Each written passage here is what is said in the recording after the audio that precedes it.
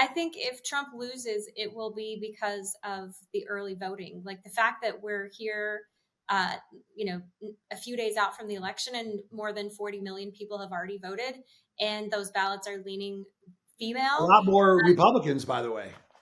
compared to the past. But even still, that's what makes me nervous. What about you, Mandy? What do you think about the Republican Party when it comes to the mail-in balloting, early voting? Have they caught up with the Democrats?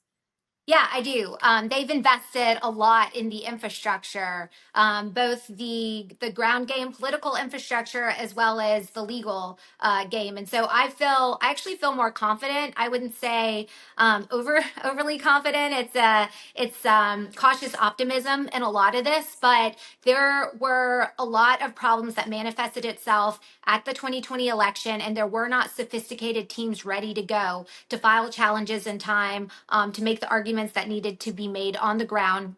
And so they have learned from that, and also realized that mail-in voting, telling your voters not to engage in the pregame is not great for the ultimate outcome, because you go into election day. I'm not going to know these numbers off the top of my head, but you go into election day, you're already at a deficit, so you need your people to show up plus some, to actually get it back to where it already is. So I think they've done a great job building out the infrastructure across the board. The communication game is really strong, and then encouraging people to go to swampthevoteusa.com or org. I forget exactly what it is, but they have, and then the state derivatives of that, directing people where to go if they want to engage in early voting, and then how to actually do that so ballots don't end up getting counted because you didn't seal it the right way, or sign the signature across the seal, or put the vote in the envelope. All these little things that at the end of the day ultimately do matter. So I feel pretty confident. I know that in some states Republicans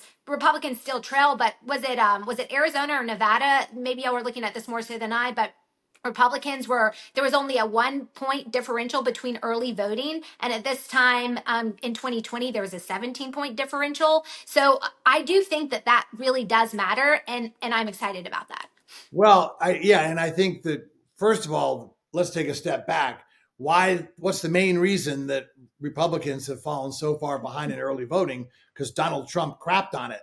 The Republicans would have been in charge of the Senate, because David Perdue, this is my favorite stat, which Carrie's heard before. David Perdue got 49.7% of the vote in the election, but because Trump had crapped on early voting, about 30,000 fewer people voted in the general than they did in the primary. And then both senators won, the Democrats, in the runoff, because fewer people voted in the runoff than had voted in the general. And so, again, this is a problem, like so many problems the party had, that Trump created. But the big question for early voting is, how many of these voters were voters that aren't going to show up on election day, that are just voting early because they had the chance to? And that's the question Yeah.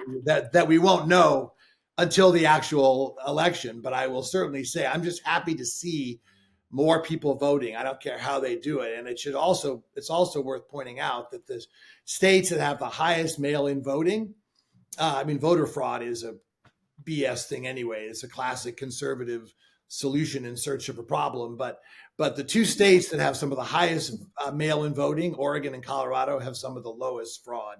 So it's a very safe way to do it.